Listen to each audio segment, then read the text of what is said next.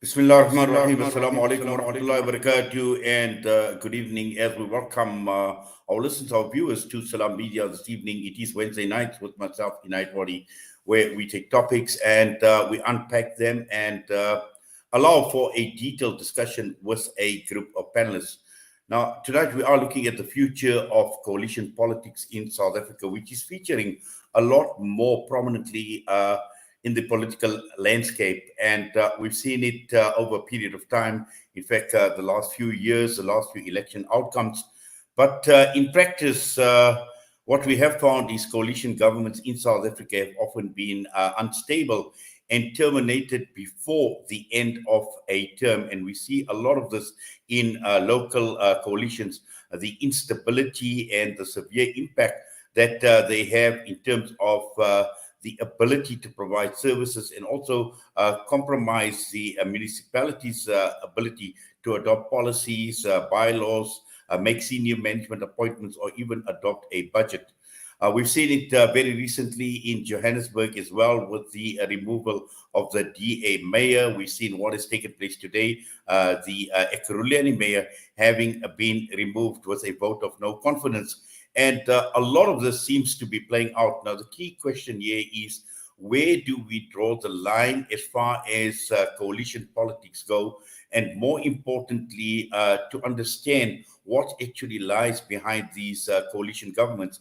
Now, tonight we have assembled a panel, and the panel consists of Ebrahim Fakir with the AUWAL Socio-economic Research Institute, ASRI. We've got Mike Law, Politics and Governance Consultant, Dr. Thina, Public Affairs Research Institute.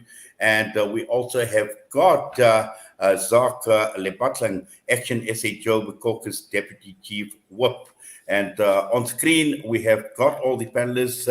Mike, I see you at the top of the screen. Good evening and welcome to the show. Good evening, and thank you very much for having me. It's good to be on the show. Yes, and also Dr. Thina and Zo, wonderful that you're able to join us, and we appreciate your time. Good evening, everyone, and also good evening to your viewers and your listeners. Yes, and Zark, to you as well. Welcome. Good evening, everyone. Obviously, evening to the listeners and the viewers. Thank you. Yes, and we'd just like to start off with, and perhaps with you, Dr. Thina, and I've had a look at your profile, and you've done a lot of work as far as local government is concerned, and just looking at where we are in South Africa, and the point I had made in my introduction, the instability in coalition governments, particularly at local government level, and we see this uncertainty. And it is a continuing saga. And when we see what has taken place in Johannesburg and also today in Ekurhuleni, huge question marks hang over coalition and coalition politics going into the future. Yes, absolutely. I mean, one thing that we need to remember, is that South Africa is a young democracy. And I always say that South Africa is still in a transition of, formation, if I should put it that way. It's still a democratic state that is going through a process of formation. Just because we came from a very difficult past and we transitioned into democracy doesn't mean that the democracy project had finished. In fact, we are starting to see that only right now we are seeing democracy project really unfolding in terms of it being tested, as a young democratic post-liberation or post-apartheid state. So at local government level, yes, although we understand that, there are some certain municipalities, especially in the Western Cape, where there had been some democratic changes that have happened over the years, and where certain coalition formations had to be formed until such a time where the DA had actually had the majority of the seats. But, with the changing political landscape in South Africa, especially where our democratic structures are being challenged by citizens, where there is disenchantment with the way in which services are not being delivered, the way in which the state is not responsive to citizen, issues and needs. South Africans are starting to, to start like exercising their democratic role, in the polling stations. And we saw that in 2016, 2016, where majority of your urban councils were actually put to the test, where citizens were beginning to reject, especially previously, the dominant party, which is the ANC. But in that practice, it ushered a new form of, democracy, which is a multi-party democracy, into practice, because we understand that South Africa generally has been defined as a multi-party democracy. But at the same time, when it comes to the practices, only now we began to see how complex multi-party democracies are in practice, especially when we are faced with the situation of coming from a dominant party system. So it has had, its own complexities, all the party politics starting to emerge, and obviously challenging the notion that, our political parties are not really focusing on issues that are related to, being a developmental state where it's imbibed in policy work, in good governance work. In fact, we're coming from a weak system where party politics, and patronage is starting to take center focus and really destabilizing the form of governance that we want to see as citizens. So yes, I think primarily that is one of the things that we have to consider in this unfolding, transformation or reform into a coalition-led government at local government. Well, thank you for that. And I do see Ebrahim Fakir, who has just joined us as well. Ebrahim, welcome to the show as well, and wonderful you're able to join us. Assalamu alaikum. Wa alaikum salam wa rahmatullahi wa barakatuh, and thanks for having me, and good evening to my fellow panelists. Yes, Mike, let's just continue from where Dr. Thina obviously she's made a number of statements, and clearly, speaking about a weak system, speaking about patronage, but also looking at South Africa, where we are as a democracy. And we know we are in an infancy stage. We haven't matured. And now this raises huge question marks with regard to whether we are ready for a coalition politics in this country. Well, thank you very much. I can only echo Tina's sentiment that time will be the biggest help here as we mature with this new way of doing politics. I do find it. I mean, I've heard lots of people debate whether coalition politics is a good or a bad thing for South Africa, whether it's something we should have. I mean, the argument is completely futile. It is a fact of life. Coalitions are formed not by choice but by necessity. As the ANC's dominance wears off, this is going to be the new reality, and it does bring with it several complications. South Africa's democracy is young, but that aside, it's almost like starting again now, because doing coalition politics is such a different way of governing than that purely adversarial nature that we've become used to for many years. And we've spent some time doing study tours with senior South African politicians to some countries where they've had coalitions for a very long time, hundreds of years in some cases.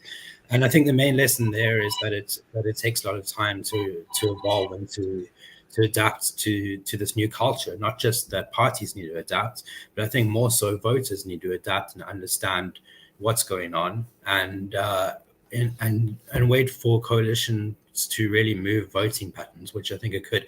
And for all the drawbacks, I mean, I think there's also some things to be encouraged about coalitions. I think we see that coalition politics is often linked to lower levels of corruption. There could be other factors in that.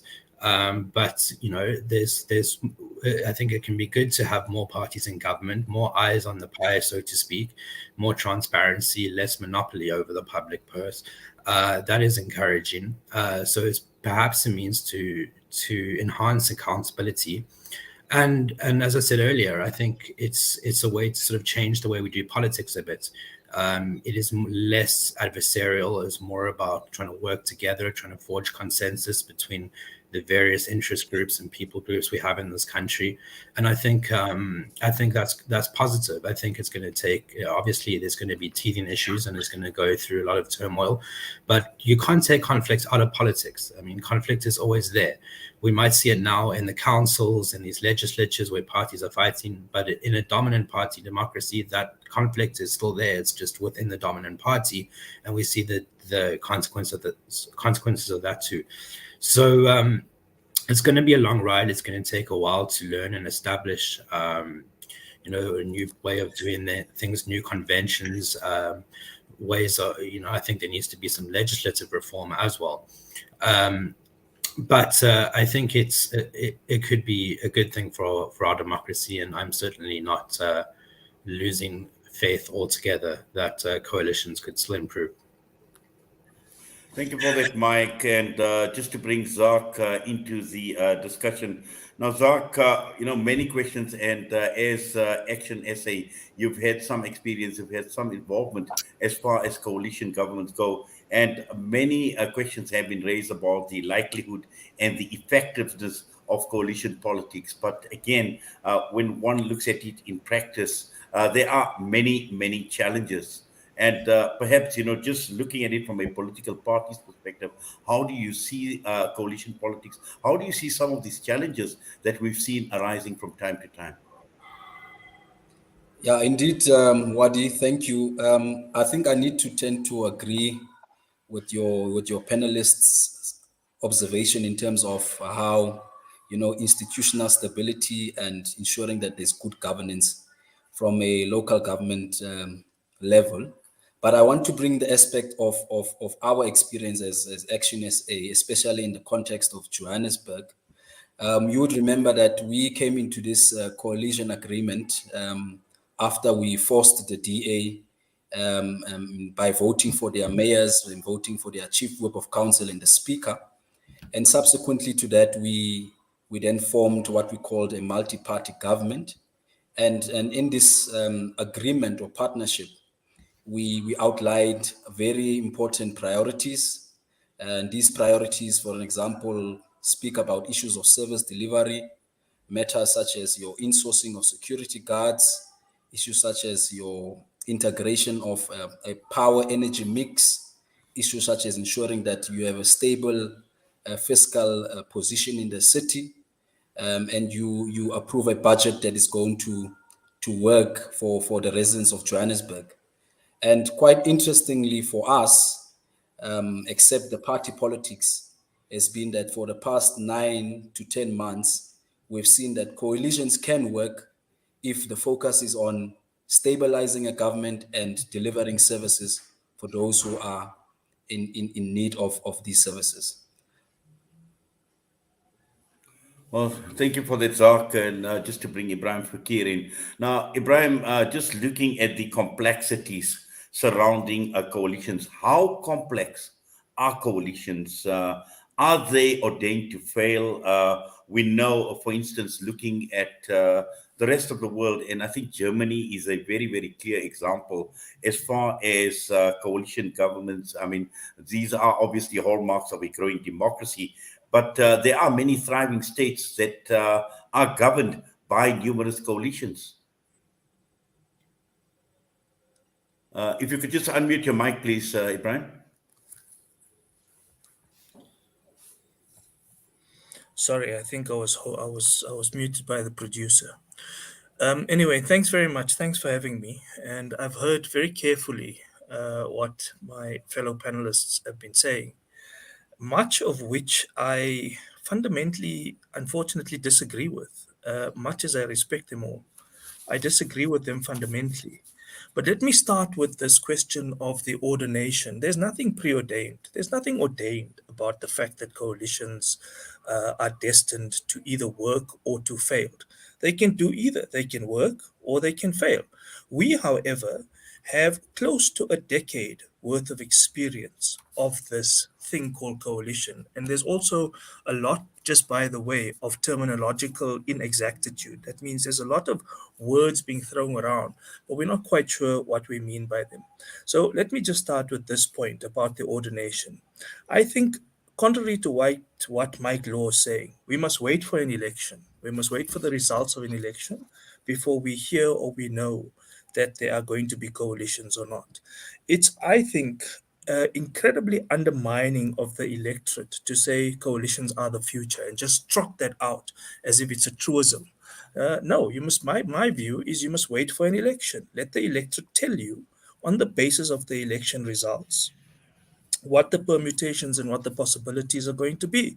So that's the first point. The second, to latch onto the fact that we have had 10 years of close to a decade's worth of experience. And what has this experience so far brought about? They've brought about two things: A, institutional ambiguity, and B, politicized uncertainty. And what has happened? The predatory interests have cannibalized on the basis of the politicized uncertainty, and you see that happening now in the councils, Johannesburg, Ekurhuleni, Nelson Mandela Bay, need I go on? And this has been happening from 2016, not from 2021. Now, of course, it's true. Societies mature, they take time to evolve, political cultures take time to evolve, and so on. Things might come to pass differently, but at the moment, there are two fundamental problems. The one is the level of immaturity, frankly, and unfortunately, there's no other word to describe this. It's immature self interest which is driving the behavior of political parties, number one. Number two, political parties are making this decision on the basis of party leadership and party interests, not voter interest. So they're going into this, and all of their calculations, all of their permutations, all of their reasoning, dare I say, is about what suits them. They will trot out a whole lot of rhetorical nonsense about the fact that this is what our voters are telling us. They, let alone voters, they're not even consulting their own members before they are making this departure point. Now, the Action SA about a week or 2 weeks ago decided, we're now going to take our cue from voters. Well, did they not think that they must take their cue from voters when they were standing for an election?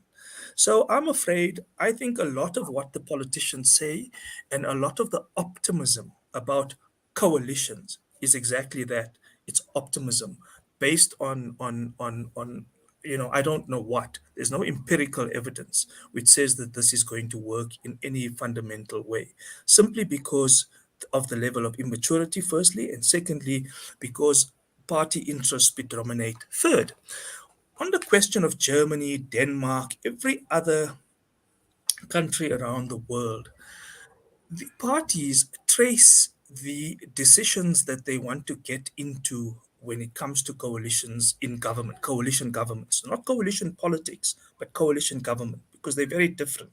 They mean very different things.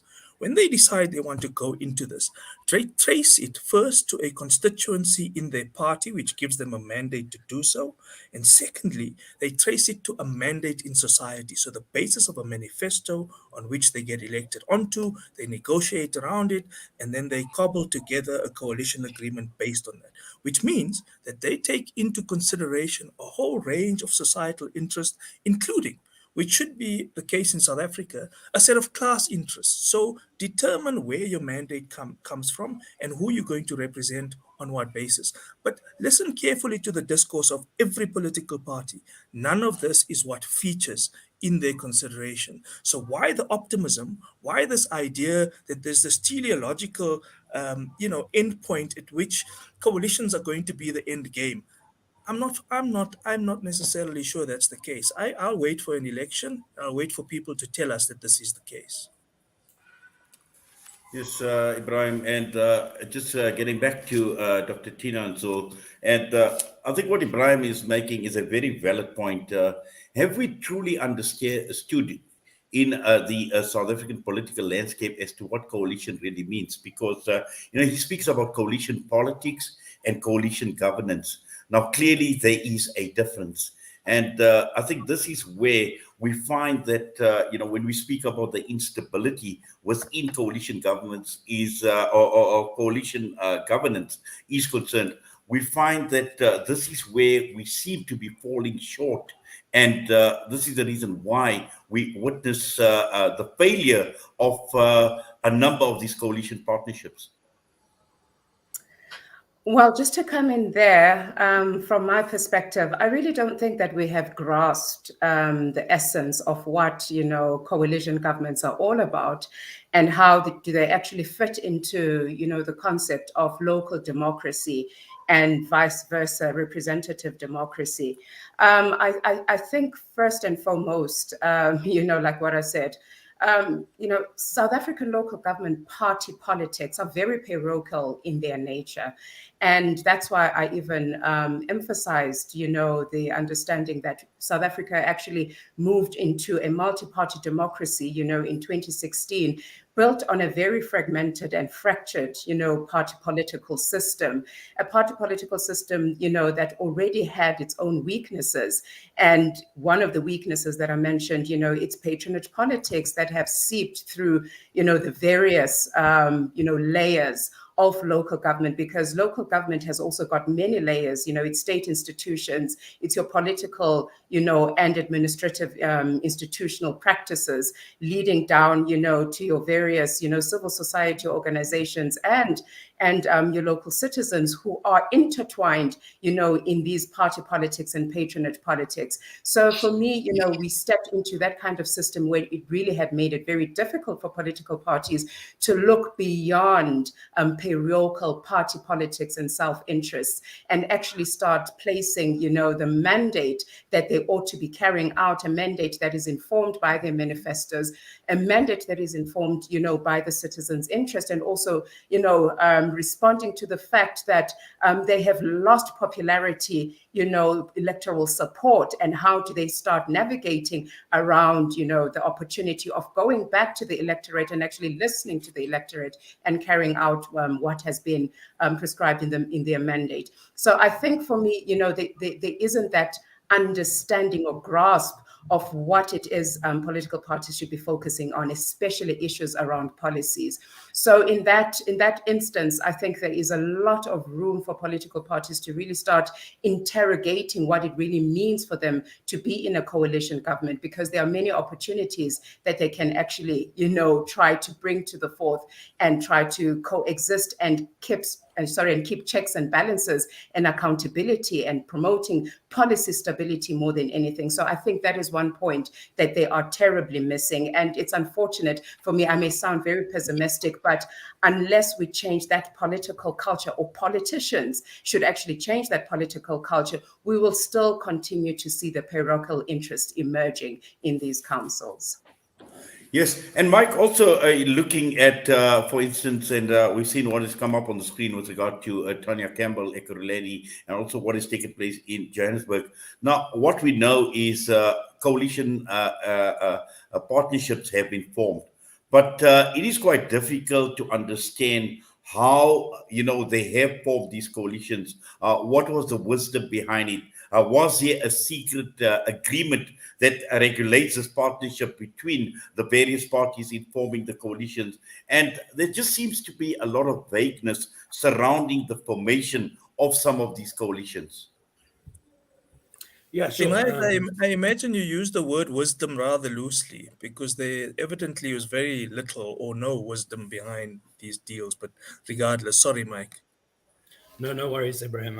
I'm still trying to figure out what the point of difference is earlier, because I completely agree with you. I mean, I think that's the obvious point, is that coalitions are dictated by the election results. If somebody gets 51%, then we don't have a coalition. If they don't, well, parties have got to work together. I mean, I think that's pretty obvious. On the question of how these coalitions are formed, I think that's a big weakness in South Africa's current system, is that firstly, the negotiation period for coalitions between the election and the time when a government needs to be formed is very short. It's shorter than in several other countries, and they have to push through deals in very short time. And when that sort of pressure is on parties, what tends to happen is that it's very hard to get beyond positions. And of course, we would like to talk about coalitions having a policy underpinning, and that is exactly what they should have. But the political reality is when parties get together to discuss coalitions, generally the first thing that they discuss is who gets what position. And that isn't very unfortunate, but at the moment, that's the fact. I think you see differing extents of sort of underlying documents or agreements underpinning these coalitions. I think in some cases there has been a coalition agreement, quite a detailed written agreement. it is very, very hard to enforce those agreements. I see the DA is trying to find means to make those legally enforceable. I don't think I've ever seen any precedent for that anywhere in the world. Whereas others are formed very, very loosely. And then you get someone like the EFF, who has refused to go into any coalition, and I think that makes it might be a smart strategic play for them, but I think it makes the coalition matrix much more difficult to manage when you have the third biggest party in the country and in lots of these councils that refuses to take a firm position and swings its support on an issue-to-issue basis. And that's always going to make the thing unstable. It's always going to mean, like this situation in Koreleni, the DA always knew this was going to happen. I was surprised that it won the mayoral position in the first place. It got there because of the EFF had lent it its support, but we saw the EFF playbook in 2016, what it did. It is more than happy to move from one camp to the other as it sees fit. And there's nothing to stop it doing that. And so I think that has meant that a lot of these coalition governments are minority governments. In other words, that they don't have a overriding consistent majority in the council. Instead, that they are there because the EFF or someone else has given them support at the first vote, but there's no underlying coalition agreement to hold it in place. Yes, Mike. Zark, perhaps you could just give us an example, and just as a follow-up to what I have asked Mike about with regards to these agreements that regulate the partnership between the various political parties. And I'm sure you as ActionSA have had some experience in these agreements and how they are formed. Definitely. Look, in the context of the city of Johannesburg, we were working on an agreement where, for example, we outlined what are our key priorities in terms of service delivery, but also dealing with issues of communications amongst partners, disputes. So in fact, just to correct Fakir as well, that when we came into to the stage of discussing with various political parties, there was a survey that we did. And in that survey, we communicated with residents of Johannesburg, residents of Ekurhuleni and Tshwane, where we went into this multi-party governments. And the context of our engagement was to get the views of residents in terms of what kind of governments do they want, especially in Gauteng. And residents have made it clear that we need to work with parties like the DA and other progressive parties except the ANC. And that's why we saw ActionSA's involvement in these multi-party governments. Coming back to the issue of the agreements and whether the real question that we need to ask ourselves is that South Africa's future is focused on a multi-party system that derives to a multi-party government in the context that we find ourselves now. For an example, is that in our own experience as ActionSA, we had MMCs who were able to deal with service delivery backlogs, such as your informal trading policy that we passed in council that's going to deal with the issues of workers and the problem that we are facing in the inner city of workers and vendors just placing their stalls in an unregulated industry. Number two, you saw a mass rollout program done by the JMPD under the MMC of Public Safety, David Tembe. And these are the stories that we will continue to convey to South Africans about. There are positivities within a multi-party government, but all of us have seen over the months that there are weaknesses where you have political party miscommunications. You have an issue where political parties want to only stick on principles at all costs and not being flexible. Today, we are dealing with an issue of technicality in the city of Johannesburg, where we need the numbers to retain. Is either the question is that we'll have a mayor for 3-4 days, or we'll have a mayor and a multi-party government for 4 years. And these are the things that we need to discuss and rise above the water. But our view has always been as ActionSA is that we are happy to discuss with our partners to see how we stabilize the government, especially in the city of Johannesburg, because the reality is that you cannot deliver services if you sit in an opposition where you have the city's financial muscle being abused by people who are clearly going to take over the budget of the city and cause serious problems such as corruption, mismanagement, of wasteful expenditure of monies of the city.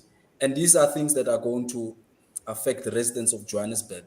So our view is that we are squarely putting this to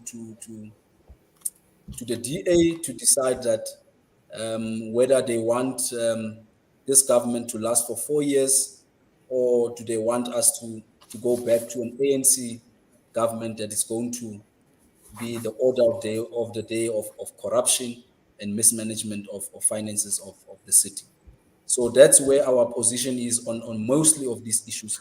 But we want to rest assure residents is that we are committed to this partnership and we want that this multi-party government to work for the residents of Johannesburg. Thank you.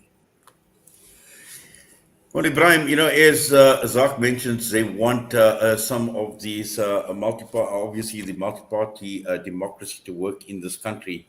But we have the situation where, as he mentioned, all or nothing, speaking about miscommunication, about, gaining power at all costs. And at the end of the day, we know that there are huge ideological differences between the various political players right across the country and the parties as well. And just how much that we see happening at local government level is driven by party politics and party ideology, Brian.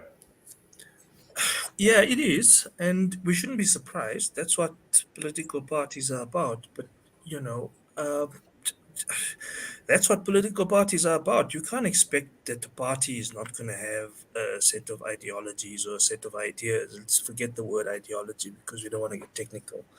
But they must have a set of ideas and a set of policies. But I would ask or hazard a guess for any of you to tell me what each of these parties actually claim they stand for, and do they in fact stand for it? So, that political parties must be driven by ideology or ideas or principle or policies is neither here nor there. Of course they must be, because that's naturally what they do. That's their mandate. They do come up with ideas, they come up with policies, they put it to an electorate, the electorate vote for them on the basis of that idea. But some people argue that in South Africa that's not the case, that people vote on the basis of their identity. I'm not sure that that's also entirely accurate.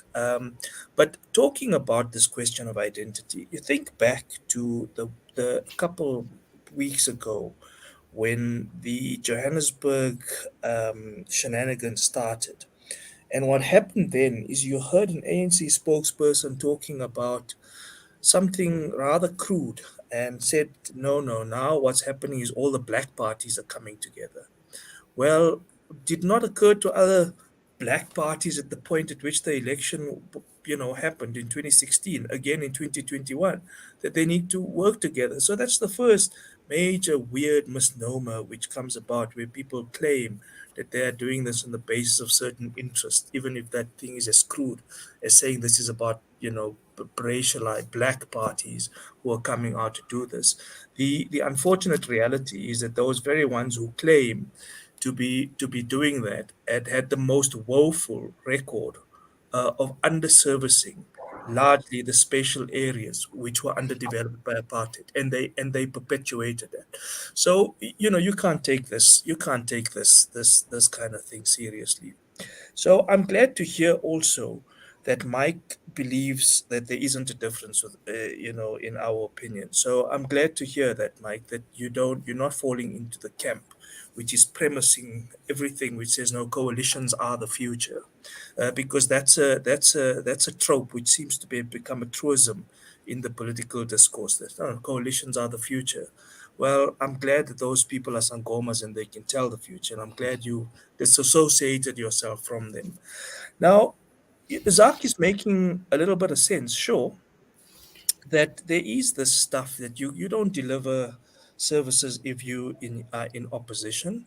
But if you are in opposition and you are driven by a set of ideas, how hard is it for you to deliver and craft an agenda of oversight and accountability?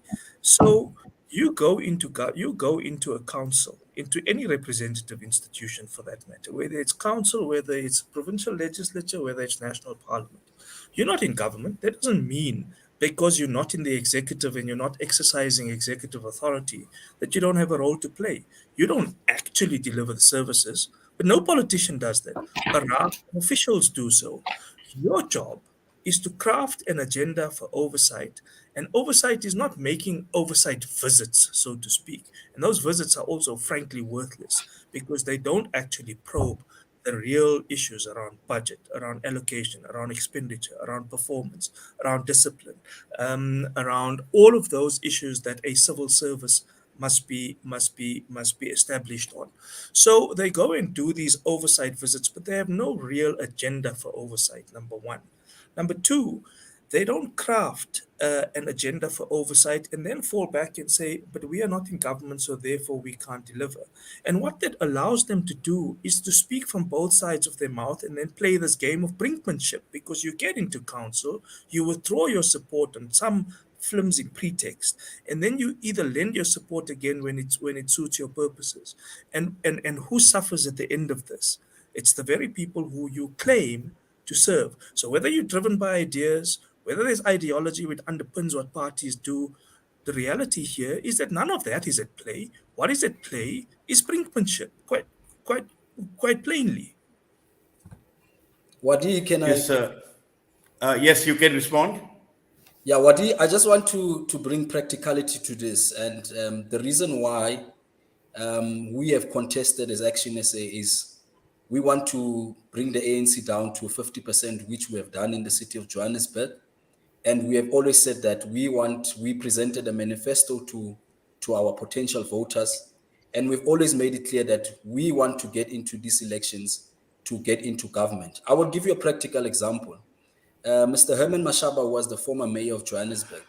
A lot of people won't tell you about him sitting in opposition. They will tell you about he was in the forefront as executive mayor in insourcing security guards. He was in the forefront as executive mayor in government in issuing title deeds. He was the executive mayor in the city of Johannesburg who dealt with the issues of mismanagement, corruption, releasing of buildings. So all these things, you can't do them when you are in opposition. That's the fact of the matter. That's how our municipal system works. You need a political principle, you need an accounting officer, you need an executive to execute and expedite these particular priorities that's going to be factors that are going to change the lives of people. So the narrative that people are saying that you get into to politics to sit in opposition, to call out, for example, the ANC is corrupt and you're waiting for voters to respond in that in the next election cycle to vote for you.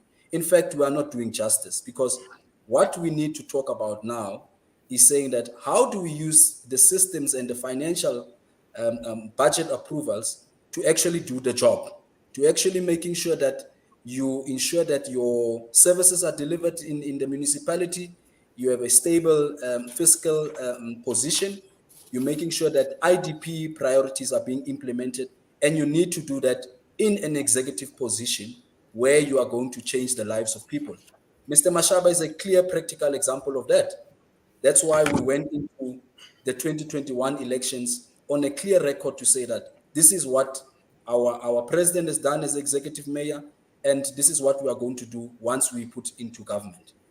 And there's also that people don't tell you about the fact that there was major corruption under that administration, that there was also a questionable set of tenders which were put out, that public procurement and public spending went in directions which were not attuned to what the public mandate was. So no one tells you about those things too. They also don't tell you about the fact that those things were delivered on the basis of the influence of a small party which was profiting off many of those decisions around public spending, around procurement, around tenders, and so on. So there's that reality too. And let's be frank, because this is the problem with South African politics as well. There's a lot of dishonesty. There's a lot of kind of, speaking from both sides of the mouth, and there's very little fidelity to truth and facts. If you want to get somewhere in this country, and our politics has to rehabilitate itself on the basis of having a few basic principles around honesty and truth. And unfortunately, we lack a lot of that, I hate to say. Yes, and also just speaking of honesty and truth, Dr. Thina, so when one looks at political parties and when they form these coalitions, now it is clear, and I think it was Zark who made the statement, spoke about this progressive parties getting together and forming this partnership. But we have parties that don't share any ideological similarities in any way whatsoever. When one looks at the EFF, for instance, at the far left, at the center right, we've got parties like the DA. There is no common ideological ground as far as these parties are concerned. And this is where the problem comes in when we speak about service delivery, because there is no shared vision as to how a municipality or how a city should be run. I'm actually going to take you back a little bit to the example that you were looking for from Western countries.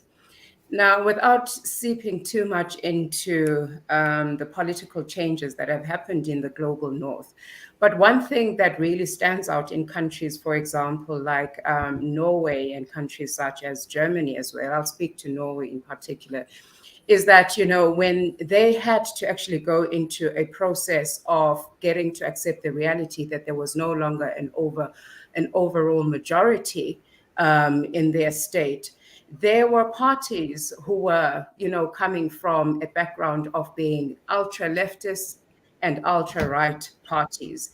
And ideologically, they were absolutely, at different, positions ideologically.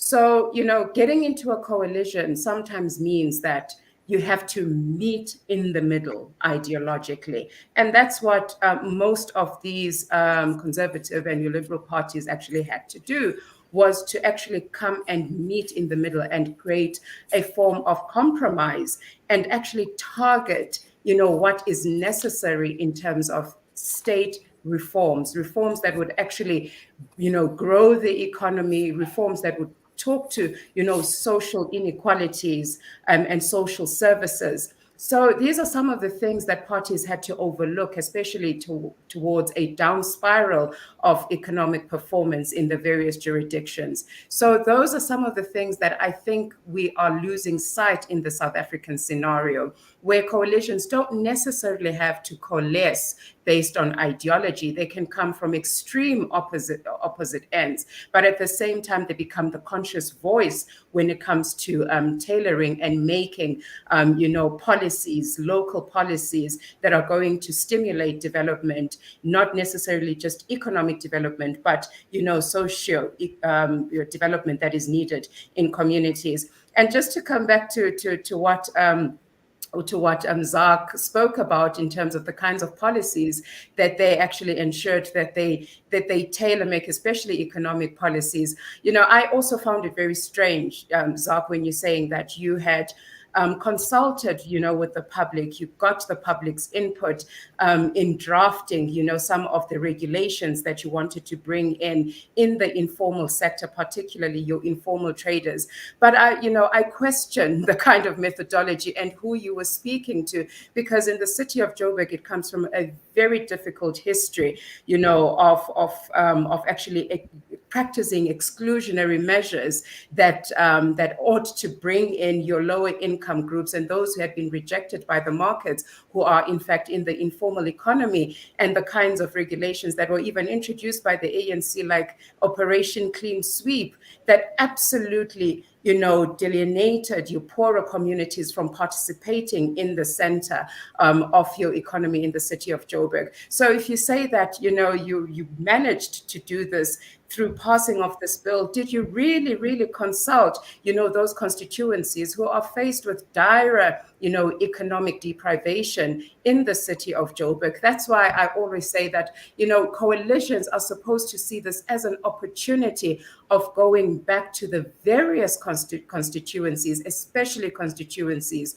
that have been sidelined or marginalized by the local economy, and listen to their voices rather than taking these preconditioned ideas of what kind of a city you think you want to build that really don't necessarily talk to what the constituencies are actually looking for in your partnerships. So those are the kinds of voices that I think are missing. And if you're going to look at radical political parties are considered, to be a nuisance like the EFF, I think the EFF would actually even make you conscious or aware of some of the difficulties that this country face in terms of economic marginalization of your lower income groups and your youth. Yes, and Mike, just to bring you into this discussion, and from what Dr. Thina is saying, where we're looking at political parties that are ideologically poles apart. Now, looking at the middle ground, why can't we seem not to find any middle ground? Well, I think that's a broader political question. I mean, it's just the kind of state of play of politics, especially in the digital age, that the sensor and rational, sensible views are boring and they don't really solve particularly well. And in politics, you're always trying to show your difference. You're always trying to show, that you differ from the party next to you. I think ActionSA and DA's fights from the city of Joburg is a great example. I mean, here are two parties that honestly don't really have much difference between them policy-wise. And they are trying so hard. I mean, they are trying so hard to show that they're different from each other and blaming each other for what happened in Joburg, trying to convince their voters that it was the other one's fault, when really what happened is the Patriotic Alliance left. So I do think that there needs to be some ideological affinity. I mean, I agree with Ebrahim that ideology is maybe not the best word, but there needs to be some common ground. I don't think that these coalitions that are formed on pure mutual animosity, enmity to the ANC are particularly sustainable. I think you need some sort of broader value proposition and some sort of agreement about what you're trying to do and what you're in it for. And yeah, I think that's pretty much that. Yes, Zark, looking at the agreements and the coalition agreements. Now, what a coalition agreement needs is a well-defined agreement. Now, especially at local government level, it has got to do with, how the government or local government or a municipality should operate. But we find this term a power sharing agreement or power sharing arrangement that seems to be the buzzwords when one talks about coalition governance. Now, just how prominent are these power sharing arrangements between the parties? Yeah, definitely. If you look at the situation that we find ourselves in now, Wadi, is that if you would recall that one of the things that have been discussed in the multi-party government management group is the factor of how do you, after the DA speaker was removed in council, Speaker Vasco da Gama, and an opportunity was presented to say, how do you stabilize your coalition partners by ensuring that they play more a meaningful role, and you also ensuring that you address the question of power sharing, but also going forward, you have a reconfigured agreement that is going to deal with various clauses that can stabilize not only our multi-party government, but also how we deliver and prioritize our services to residents of Johannesburg. And the question of power sharing is quite an important one, because today you find yourself where parties like ActionSA, parties like the PA, parties like the IFP, in our national oversight group, there's various discussions that were made, put forth to say, let's bring in now the IFP in the picture, to say the IFP has been loyal to this partnership. Let's give them a meaningful role by perhaps putting them in the position of the speaker of council, so that you have your partners addressing the question of power sharing, where you don't only have a DA who has the mayor, who has the chief whip of council, who has the speaker, and 5 MMCs, and they keep on saying it's a DA-led government whilst it's a multi-party government, so that you have more players involved, you get all their priorities that you want to deliver in terms of service delivery, and you have a stable government that's going to execute your IDP priorities.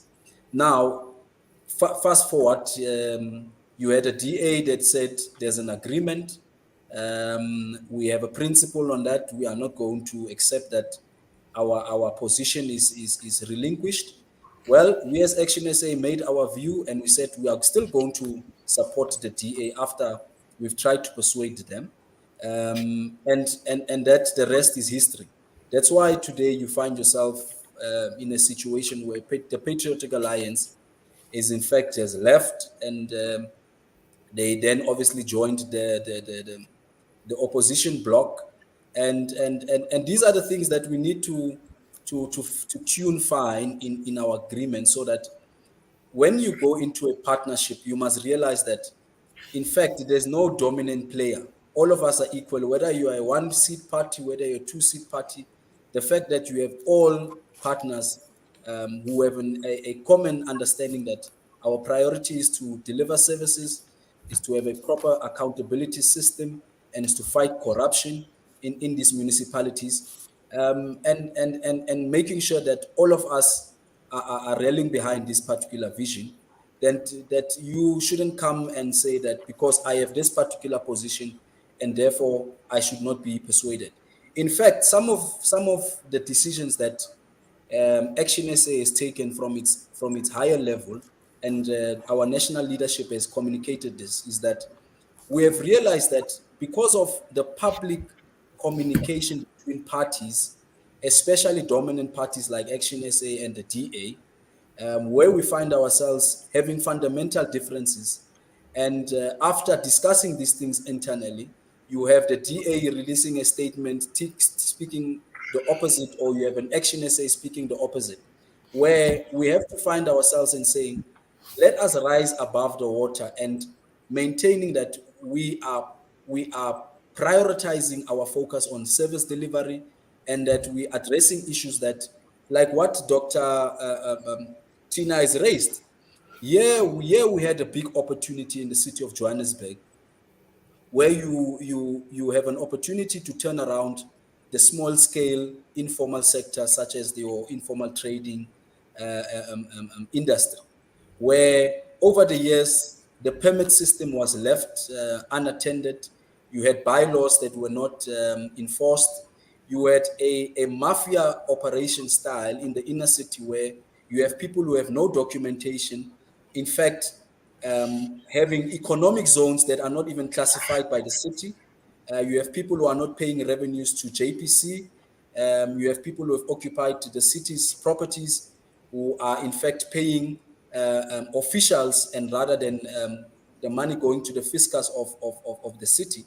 And we presented this into council after various consultations with the traders themselves, with associations and small businesses. And we said, this cannot be the norm, because you are going to run a particular illegal system that is not regulated by the council.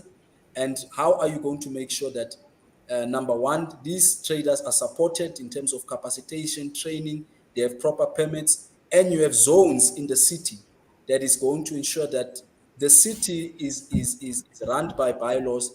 Because if you look at the inner city today, huge companies have moved out of the city. You don't have investments that are coming into investments that are being contributed to growing the inner city. You don't have a proper infrastructure plan.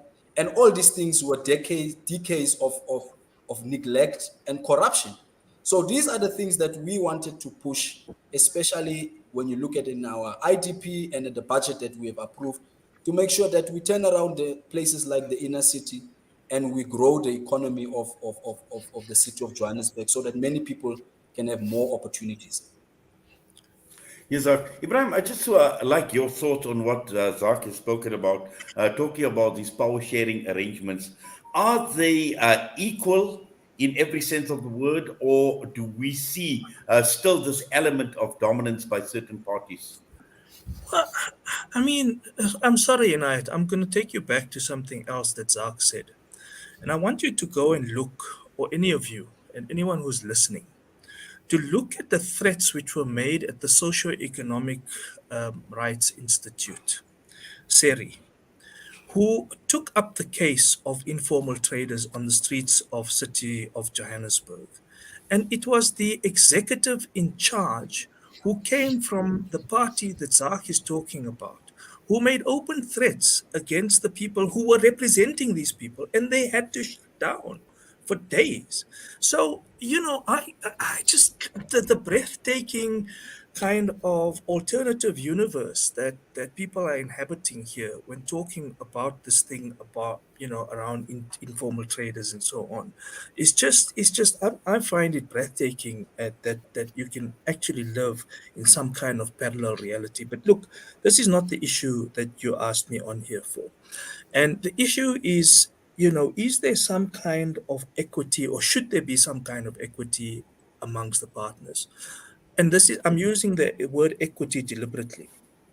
I think there needs to be a degree of equity, but there isn't a degree of equality because there aren't. Some parties have got much bigger portions of the vote share or not, and against others, right?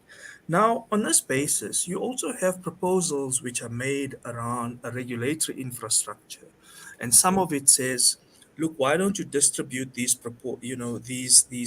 portfolios on the basis of proportions? So you then take out the question of wheeling, dealing, and dominance versus who's equal, who's more equal than others, who's more powerful, who's more dominant. So that the things in a there's some well-regulated architecture which says how this must happen. Now, that sounds like a good idea. It also sounds like a good idea that you say, parties which meet a certain threshold, above a certain threshold in electoral support, should be invited into government and so on. Now, if you take that approach, if you take that regulatory approach, and by the way, the law already makes provision where provincial MECs for local government can ask metros to construct a government on the basis of an executive committee or a council, an executive committee, rather than an executive system that is currently being followed. No MEC has used this power to ask metros to do this. So the provision exists in law. You can deepen it, sure, and say that proportions must go. Guess who will have to be included in this if you use that logic? The ANC. Because the ANC has the majority at the largest share of votes of all the parties. They just don't have a majority, that they can't cobble together 50% plus one to form a government. But compared to all the parties, they have the most number of votes. They also have the most number of wards, which they win. So if you want to call it constituency, ward, whatever, they win the most number of it with the DA. So clearly, there isn't equality because it stands to reason. The electorate voted on a certain basis. If you want to regulate it on that basis, sure, you can go ahead and do so. But then there's two problems. A, South Africa is notorious for non-compliance. We have well-regulated systems, well-regulated regulatory architecture. Compliance to it is very low. So there's very little which tells you that people will comply, number one. Number two, in some cases, you are going to be, if you adopt this approach, you are going to force people to work together when they don't, in fact, want to work together. Now, that again is a political question. We can leave it to the politicians. But it can only work if you go into these things on some basis of good faith. And that's the thing that's been missing. There's no good faith. You can have a well-regulated architecture where no one is dominant, where there is a fair distribution on the basis of proportions. But someone who enters these things on a bad faith basis may make sure that the thing is not going to work. Yes, I see, Ibrahim. Obviously, darkness has descended on you. I'm sure ANC, it's the ANC load failures, shedding. Fakir. Exactly. What I'm going to do is I'm just going to play out a clip for a few minutes, and This was a clip that was taken from the Joburg mayoral debate. And we can just hear what Dr. Popolazzi is saying, that why they will not work with the EFF, and we will then continue with the discussion.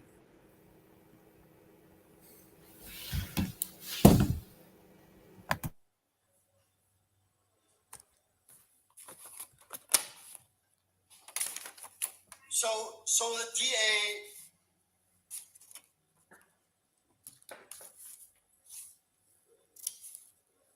Okay, I think we are having a slight issue. We will play out that clip very, very shortly. But in the meanwhile, Dr. Thina, just to continue with you now, I know you've done extensive research on this topic in terms of how bureaucracy should work, particularly looking at local government and this whole relationship between the state and a local government. And, in terms of what should be the ideal, how should this actually work out and how should it be playing out? We can always imagine, the ideal situation here. And, under the conditions, what I would actually say is that, firstly, political parties need to try and readapt or shift from, the majority party group in council and its relationship, to the various segments of the administration, including political parties, and actually start to think about, institutional governance as a partnership. And again, I'm going to specify, the coalition partnership that should happen around the party group in council. And here I will just try to emphasize one point, which actually links to something that Fakir spoke about, which is oversight. It's a very important discussion that I think we tend to overlook, and the importance of oversight. Now, when I talk about, the majoritarian type of, schism or thinking that, political parties have always been fixated on, it has always been fixated around the executive.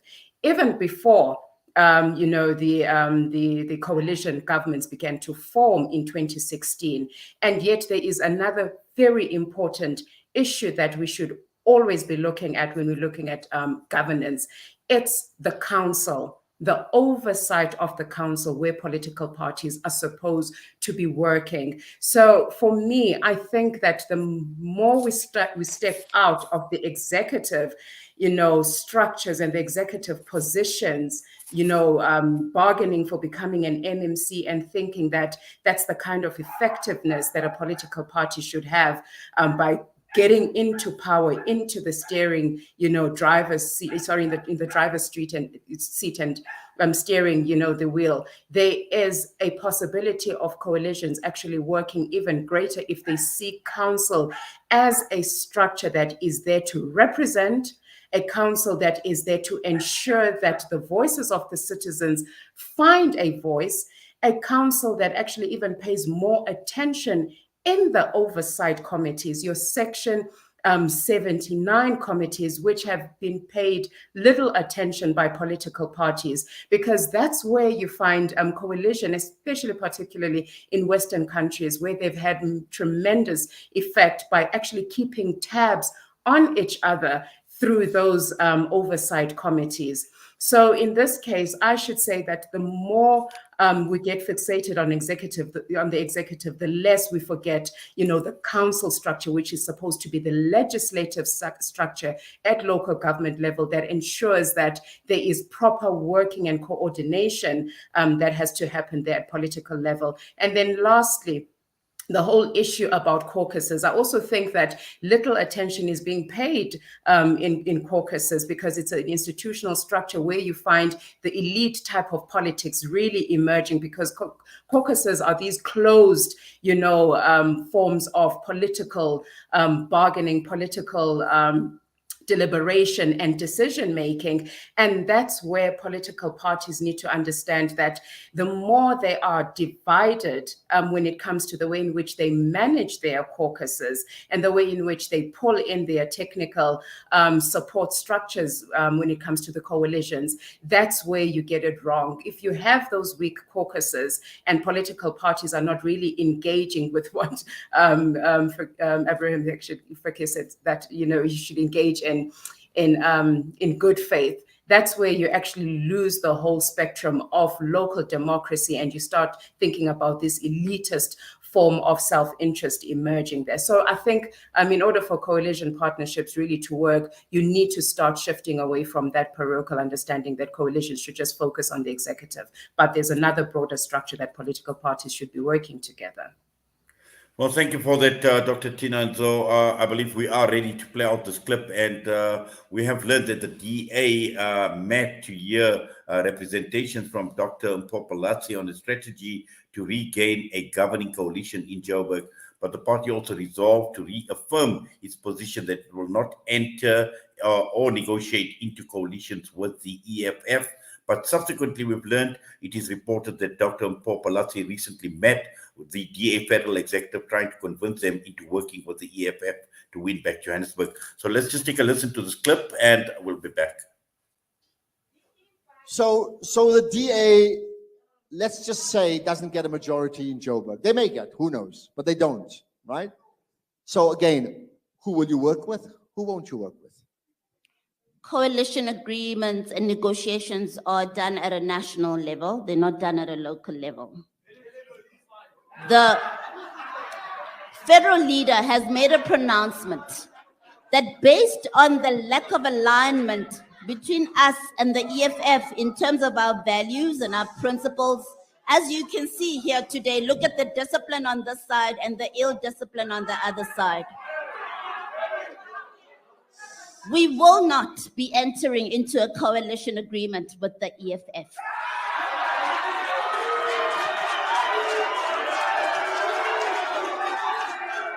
Okay.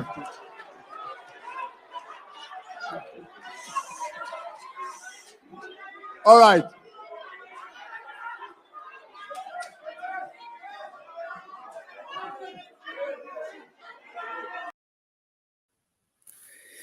Well, we've seen that clip, and also I see. I think Mike, Mike's video is obviously off. Mike, are you on audio? Well, I'm here. Okay, Mike, I just need your thoughts on what you saw on the clip. And again, talking about, these coalitions are decided on a national level rather than a local level. Yeah, look, there's two elements of that is worth touching. That's worth touching on. The first one, I think we've discussed it before, is when you want to coalesce with someone that is so far from your political playing field. And I think the thing you need to remember there is that ultimately you're going to have to go and account to your voters or why you decided to choose the partners that you chose. And I think, and we've seen parties get punished at the polls considerably for, going into bed with a party that has really run such a negative campaign against them in the previous election that it is just sort of not palatable at all to the voters to go into coalition with them. And there's electoral consequences for every decision you make in coalition. On who should control the coalition arrangements, which should it come at national level or local level? I think that is still open for debate. I mean, we did 2 study tours. We did one to Germany in 2019 and one to Denmark a few weeks ago, and those 2 countries had very different approaches. I think in Germany, you saw the central executive of the party trying to maintain control as much as possible over local coalitions because it affects their overall national strategy. In Denmark, the approach was very much the opposite. As local issues are at play, the local politicians understand the dynamics. Local politicians, importantly, are the ones that have relationships with other party leaders in the field. And so in Denmark, it's very much the practice for local parties to, or local leadership of parties to make their own coalition decisions. So I can kind of see from a South African perspective why you'd want to go either way. I think when you're trying to run a political party, you're always trying to keep control of the strategic vectoring of the party, and party leaders in the national executive can be very jealous and precious with their power. And I think that's what we're seeing here. So, there's been various stories circulating on this Popalatse story, whether she wanted to go into coalition with the EFF, and the DA stopped and whatnot. But at the end of the day, I think there's merit in both approaches. Thank you for that, Mike. And I also would like Zark to actually come in and just to comment a bit on the video clip that we had played out. Well, Wadi, I couldn't make much sense of because of the cuts through the audio, but let me give you the reality of the context that we are facing now. And I think Mike has touched on some of the factors.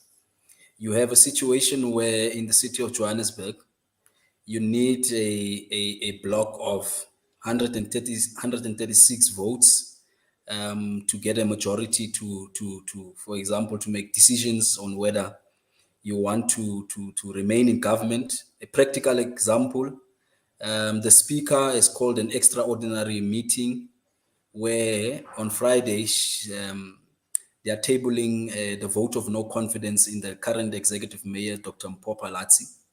And in that extraordinary program meeting, this particular motion is going to be discussed. And we are aware of the judgment counterfactor, what happened on the 29th, subsequently on the 30th of September. But now there's a legal programming meeting that is going to sit on Friday. And I can tell you now that that program meeting will correct. And there's going to be a item called vote of no confidence against the mayor. And the big question would be whether that item is going to be adopted in that meeting. And by next week, we'll find ourselves with a mayor removed or a mayor, Popalatse still the mayor. We don't know.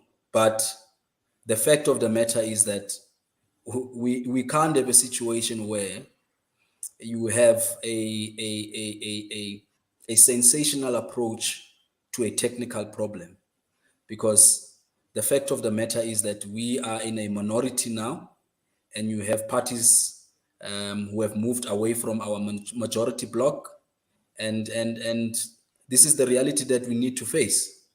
Whether we are going to have a stable government for 4 years, or you just have a mayor that is going to be there for 3-4 days, and the residents are affected, and progress and decisions that have been made by the executive is going to be reversed or redirected by a new executive by next week. So unfortunately, we are sitting here and talking about the sensations of politics, but we forget that we are dealing with the lives of the people on the ground, and we have a budget of over 77 billion with a capex and the opex focus to ensure that the city is stable and we are delivering services to the residents of Johannesburg. But unfortunately, we as ActionSA, in fact, today have honored a meeting called by the multi-party management team, and we have raised this issue to say we are a minority bloc. Let us consolidate. Let us speak to parties like the EFF to try to consolidate and see what is their view. And at this case, worst scenario that we are seeing, we can't bring them on the executive, but we work on them with them on a case-by-case basis, on a budget proposal, on IDP, on key priorities that we want to focus on, so that we can stabilize this and ensure that we continue with a multi-party government that is going to deliver services. Or else you can just have a situation where we go into council tomorrow, we go into council next week, and hoping and praying to whoever we are praying that a miracle will happen and we'll find ourselves with still a mayor called Dr. Mpopalatsi. So these are the realities that we need to face, and the core center of this is service delivery. Just to bring Ebrahim back into the discussion, and from what Zark has spoken about, talking about minority parties and the majority bloc. And Ebrahim, I just need your thoughts on the very small parties. And it does appear that, I'm not too sure whether we can call them fence sitters, or they would go the way the wind would blow to influence a decision, like we've seen in the case of Johannesburg, where we've seen some of the very small parties, those with 1 or 2 seats, and they influence the outcome of the removal of a mayor, or, for instance, removal of a party that is holding power in a particular city or municipality. Well, that's the problem where, the idea of a tail wagging the dog. And that's what happens in this case. So it's inescapable. The way in which the electoral system and the results from that election through that electoral system is structured means that the lie of the land is as follows. And this is what the chips that the voters have dealt you with. So you have to live with it. Now everything is beholden to the leadership and the maturity of those parties.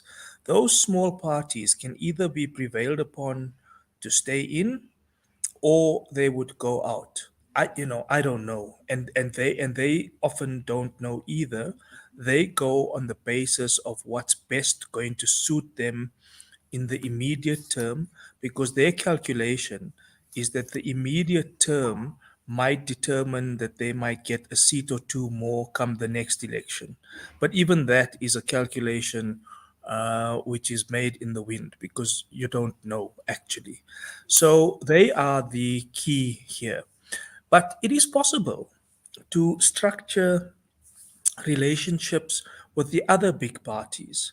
And it is possible, I think, if you have a degree of maturity, to even with the smaller parties, for example, the PA need not have left the coalition, but they chose to do so.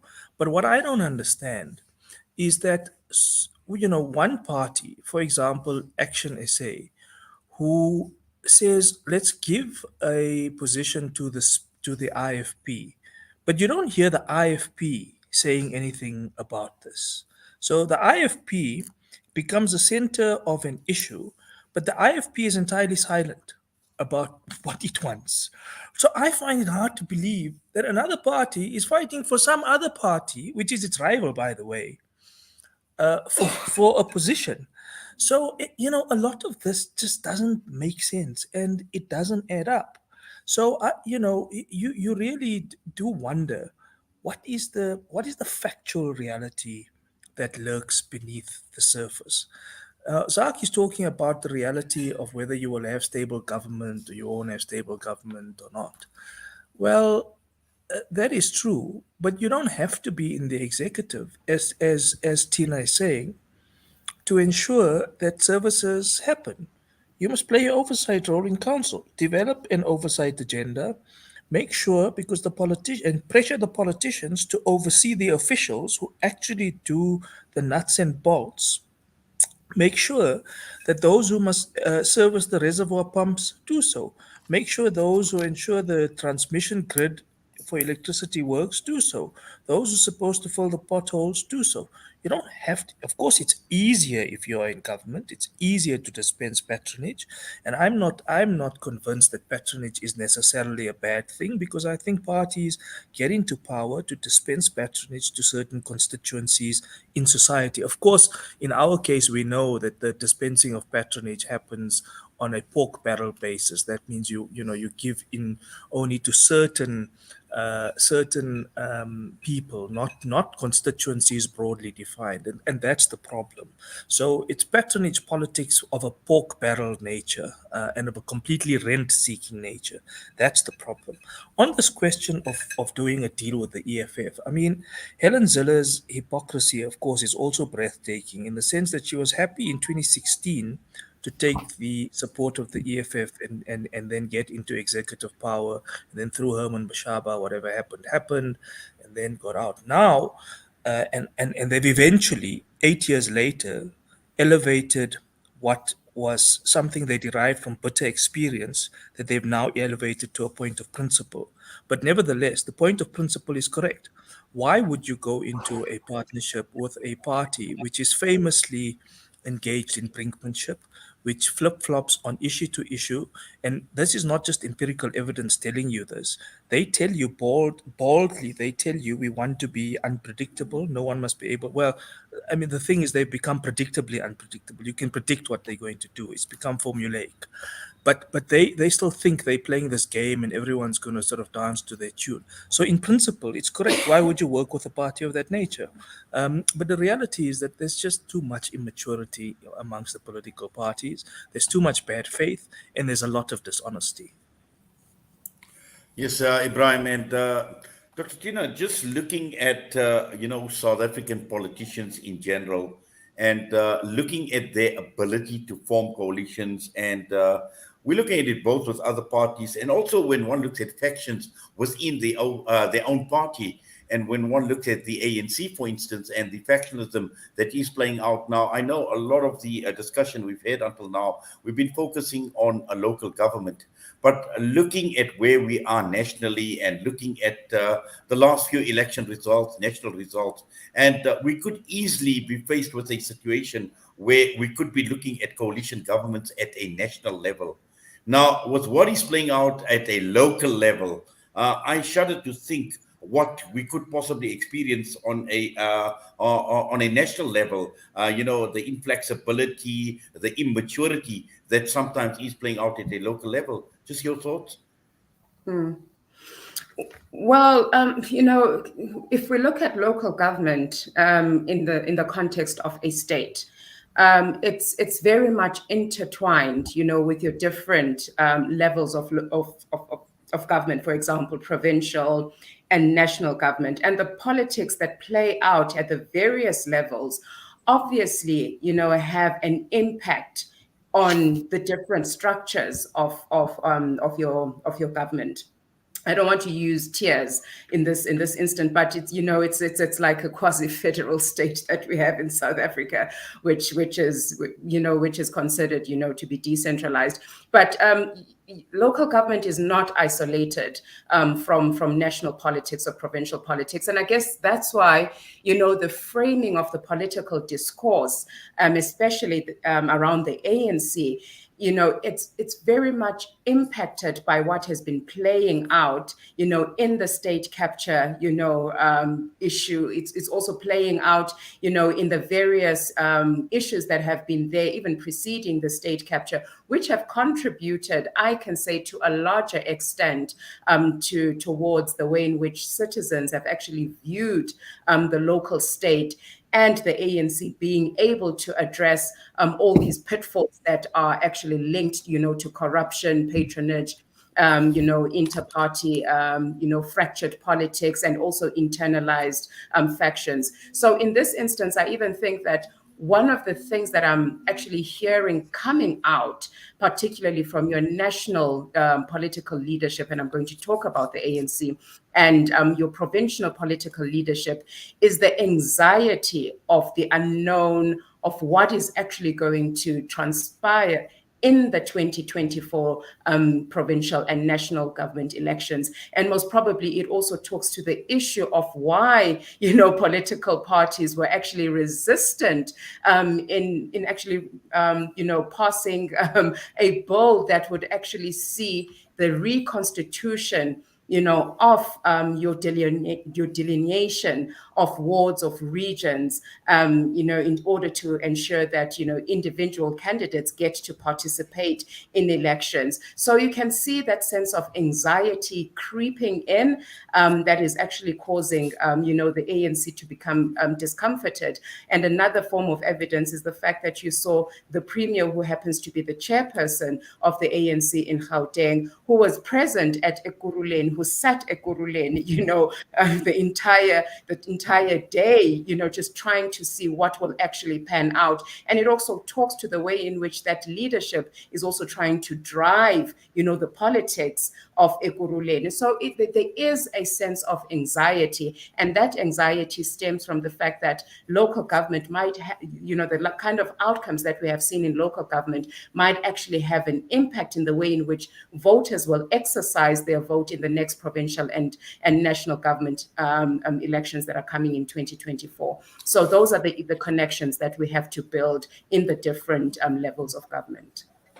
Yes, Mike, and that sense of anxiety that Dr. Thina speaks about, clearly is impacting on the voter and the electorate, because the voter and the electorate are faced with a dilemma as to, who do we vote for? Are we actually getting what we voted for? The person that we have voted for, is he the person that obviously, or just looking at the thinking or the reasoning behind why we have voted for a particular person? But when we have all these issues that are playing out, and also the uncertainty and the coalitions and all of that are set for failure, it leaves the voter with disappointment and disillusionment as well. Speaking of disappointments and disillusionment, I've got a slightly darker background. No, I think let me turn this off because it's half on.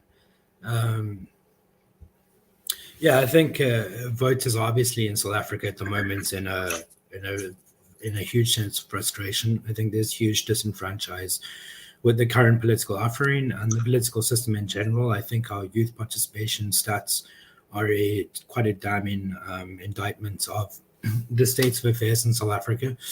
And obviously going from a coalition perspective, I think going into another argument here is should political parties announce their coalition intentions before the election? In other words, when a voter votes for a party, they want to know, I'm getting X and not Y. And it's difficult because, I think there's a strong argument, and people have made a strong case before that, parties should tell us a little bit about their coalition intentions before the election. But obviously, as Ebrahim was at pains to point out, you don't know the results of the election until they come in. And it makes it very difficult for parties to take one side or the other. And, in the case of the ANC, and in some cases the DA, they're reluctant to go and announce their coalition intentions before the election because it's a sign, it might be interpreted as a sign that an admission that they're going to lose. But at the same time, voters want to understand what they're voting for and what they're getting. And I think that's an area where coalitions also need to evolve, is in the campaigning stage and communication with voters, because I think part of the reason why coalition parties think that they can get away with this nonsense and this immaturity that we've seen in the councils is because voters aren't exactly punishing them for that behavior. Part of the reason for that is, of course, that there's a lack of an alternative to vote for. But again, going to Denmark, which is obviously a very, very imperfect comparison, and it's always very difficult to say, what works there and what not, but it's going to work here. But I think the huge things there is how the voters hold the coalition to account, and disruptive activity is punished at the polls. And if parties go into coalition with a partner that is too far from their camp, too far off their manifesto, then they also get punished at the polls. Well, thank you for that, Mike. I'm just looking. In fact, there was a comment that came up, and I will get that comment coming up on the screen. It's from Michelle Muller, who says that, in fact, party politics and elitist pursuit undertaken with devastating effects on South Africa. It's about power and not the people, racking and looting and self-enrichment parties, all unpalatable in their self-righteous lies in a questionable electoral system whose credibility and validity undermined by the stay-away vote that exceeds 50% of voters. And we're talking about coalitions. The whole system sucks. Voting has about as much allure as banging your finger with a hammer. Clearly, very, very strong words coming through from Michelle Miller. We are getting to the end of the broadcast, and we're going to go across to the panelists just for some final thoughts, starting with you, Zark. Thank you again, Waid. Look, as ActionSA, we have always stated that in this multi-party government and in a multi-party democracy, that unfortunately we have a political system that has been corrupted. We have a political system that is broken. But we came into politics because we didn't want to do the ordinary. We wanted to ensure that we keep the ANC at bay. We make sure that we bring the ANC below 50%, and that's what is our 2024 objective. Is we have seen that we have representative around all 9 provinces in the country, and this ActionSA in the city of Johannesburg, we have a program of action that we are going to start implementing, looking at issues such as our motions that we have passed in council, talking about the issue of feasibility study on integrations of ESCOM to city power, especially on the matter in Soweto. We're also going to push for our issue of the insourcing tool of trades of security guards in the city. Thirdly, we're also very concerned about the water crisis that is currently happening in the city. And one of our contributions in the last council, in the debate that was taking place, is that we need to go zoom into the infrastructure and the power supply towards these water reservoirs, and what would be our long-term sustainable plan in developing a proper infrastructure model that's going to deliver proper and sufficient water supply to areas like Westbury, Brixton, and these are issues that we are going to continue, whether we are in government, whether we are in opposition, that we are going to pursue as a political party that has 44 seats delivered and given by voters and residents of Johannesburg to ensure that the services are delivered to them. But lastly, we want to also bring across the matter of some of the issues that we have implemented through our 3 MMCs, the issues of depots, potholes, your metro buses that were launched in the ARI program. We are going to have a keen interest in looking at in how those things are going to be implemented going forward. We're looking at the issue of informal trade policy. We have the GT rank in the inner city. Our eyes are zoomed into that so that South Africans are beneficiaries of these particular government programs. Lastly, public safety. We know the city is in a disastrous state in terms of the safety of our residents, especially in areas like Soweto. You have illegal liquor outlets operating, taverns. You have firearms that are unregulated, uncontrolled by people who are undocumented in the city, who come from various parts of the world.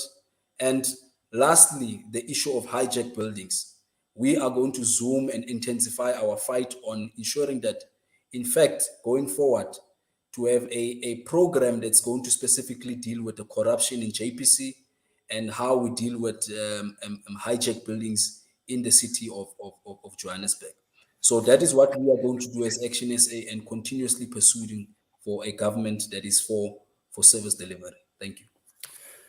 Well, it does appear as if it's darkness descending everywhere, and darkness descends where I am at this point in time. Mike has experienced it. Ebrahim has experienced it as well. Ebrahim, just some final thoughts from you, please.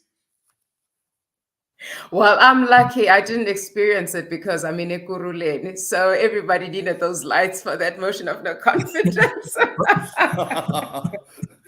Exactly. Maybe we should have these disruptions in council more often. It might leave us with more services than we get when there is a government.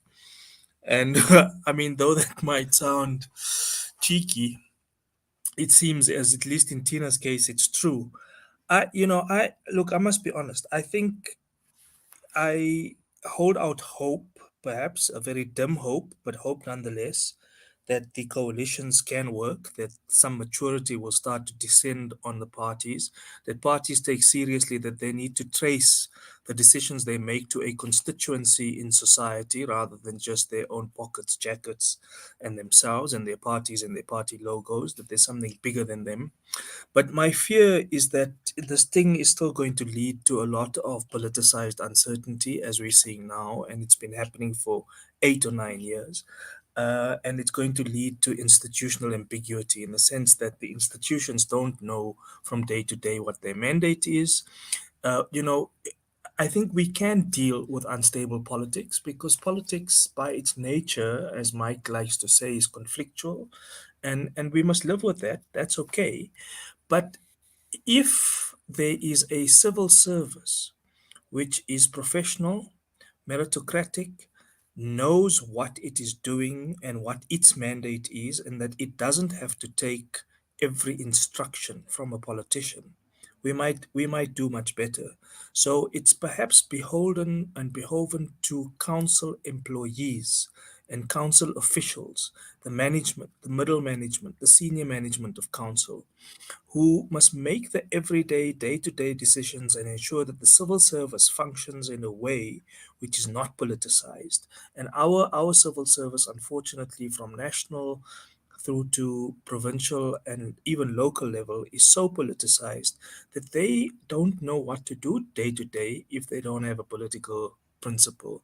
And that is not how it should be.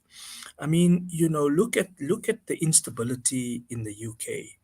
And because of the shenanigans in their politics, one would be justified in thinking everything is terribly unstable, and it is. But they have a civil service which is incredibly powerful, in fact, invisible to us, more powerful than the politicians. And that's why they can tick over and continue. That's not to say that there aren't any problems in England. Of course, there are many. The inequality is great, all of that. This is not time for that. But the thing is, basic services are rolled out to people. They can get their kids into school. You can go to the NHS, bad as it is, and get health care. You can enroll your kid in a school. You can get a license. You can apply for an ID card. You can get a passport and so on.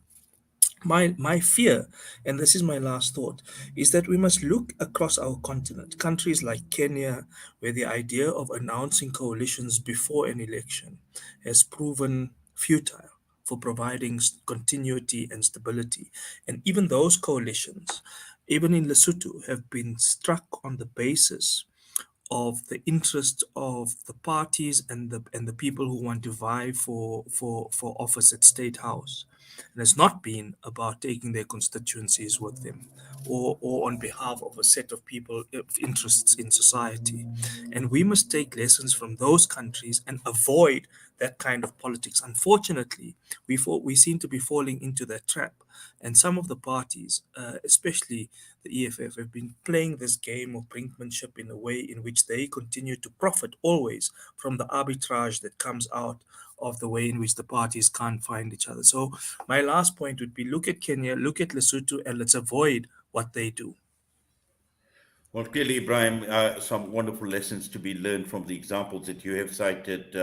Mike, final thoughts from you?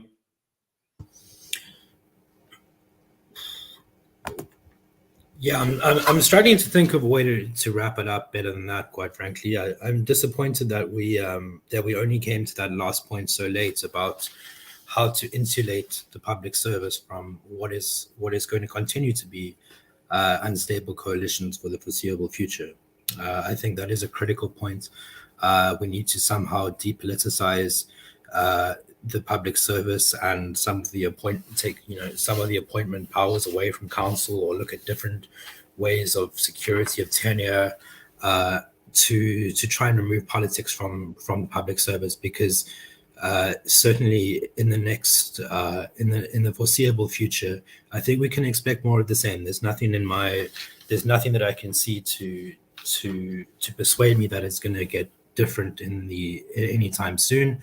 I think the chance of the electoral trend suggests that the chances of coalitions at national and more so provincial level in 2024 is quite likely.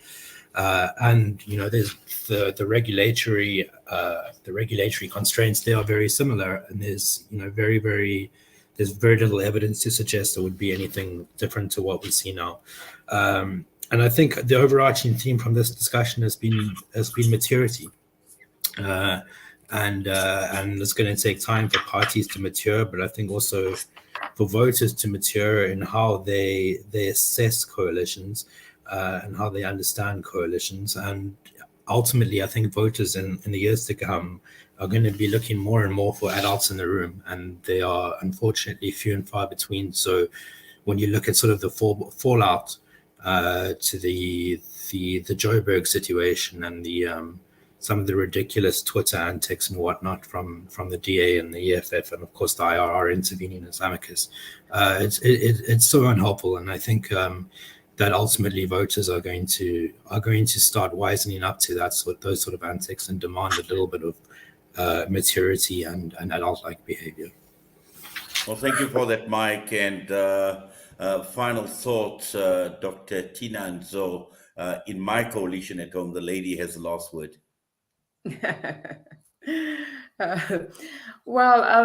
Basically, I think the other speakers have really touched on the points that I thought I was also going to touch on. And it's true, Mike, it's a pity that we started to talk about how, political instability, in coalition formation actually has an impact, on the way in which the state bureaucracy is supposed to be actually carrying out its administrative mandate. But so far, one thing that I can say from a positive perspective is that although we tend to be very pessimistic around the nature in which our politics interface with our administration and the kind of impact it has had, especially when we look at the way in which certain individuals are actually appointed, into various senior positions by political, masters who are in power at that certain point in time. But we have to give credit to the fact that at least throughout this instability, we have not collapsed. Let's be frank, we have not collapsed as a local government state, to the extent where, we can't even get, any basic services, that are still coming, into our households. The administration still keeps on going, irrespective, of the polarization of our political parties in council. But I'm not just trying to say this, as a way of, trying to overlook our administrative incapabilities. Yes, we are faced with a huge issue that we need to address. And, the more we have, coalitions coming together and being more mature, as like what Ebrahim said, coming in good faith, and also taking into account that, coalition formation should not be fixated, on executive positions, like what, Gamson's law always talks about in the way in which coalitions are formed around, your cabinet positions or your MMC positions, but to actually look at a council as a legislative structure of representation and understanding what mandates political parties should be trying to drive through that council structure. I think that would be, a point in case where political parties can start vying towards thinking about policy-related issues rather than just sticking, to these parochial interests. So yes, under these circumstances, there is still an opportunity, for us to stabilize our local government system. But we cannot overlook the fact that the more we become unstable, in our governance and policy prerogative, and focus more on power and patronage and positions, then we lose the focus of actually bringing our constitutional developmental statism that we would like to achieve as local government. So let me just end it there and say thank you for inviting us to this show. Well, thank you very much to all of you, to Michael, to Zark Lebatlang, and also to Ebrahim, Fakir, Dr. Thina and Zo. We certainly do appreciate you taking time out and being part of the panel discussion right here on Salam Media. And I'm certain that we have unpacked some very, very critical questions, some pertinent questions, but also at the same time looking at some of the answers that we seek as far as coalition governments go. There's a lot that has been said. There's a lot that has been unpacked, and I'm sure going forward we need to take note of what each and every panelist has contributed to the discussion tonight. So to all of you, we wish you well, and thank you very much once again. We appreciate your time.